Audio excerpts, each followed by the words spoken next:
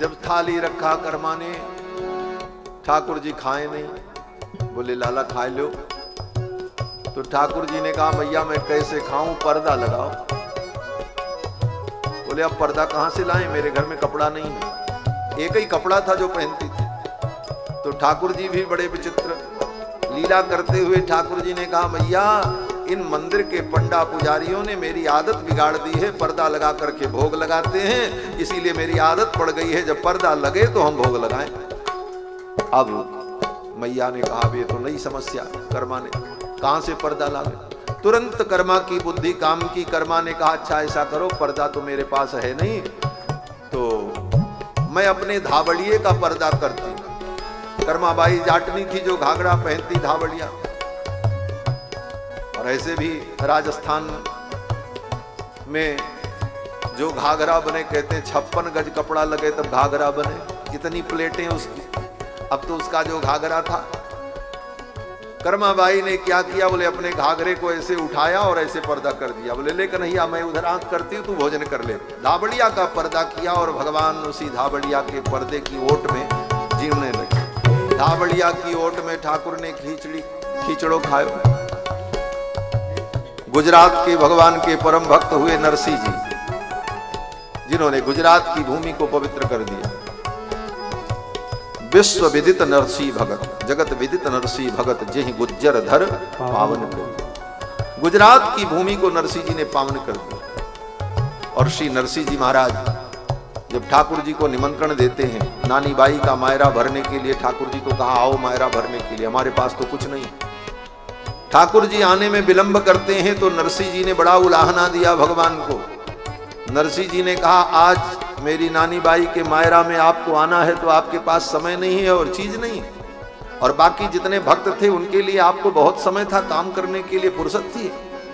और जब सब भक्तों का नाम लेकर के नरसिंह जी ने खरी खोटी भगवान को सुनाई तो कर्मा का भी नाम लिया।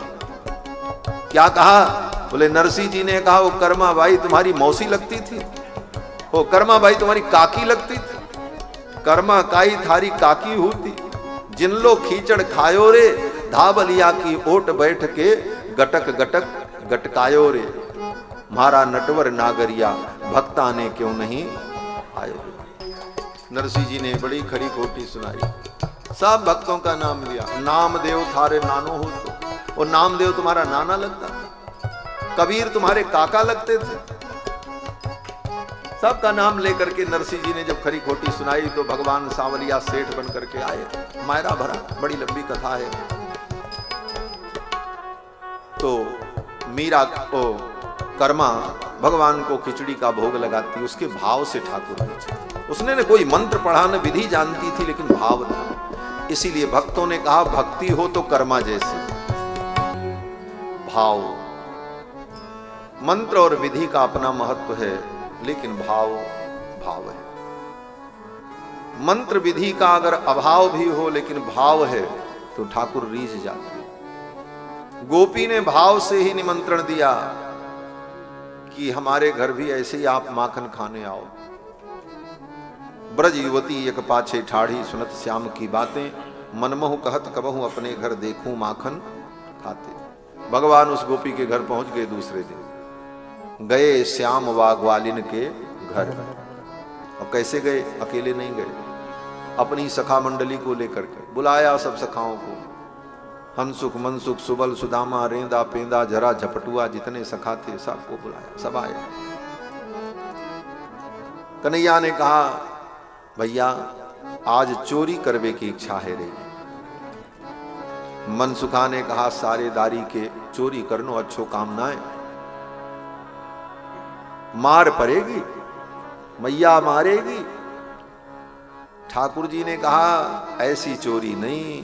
बोले तब, बोले काहू की आंख ते काजल हूं चुराए ले और वाको पता न चले।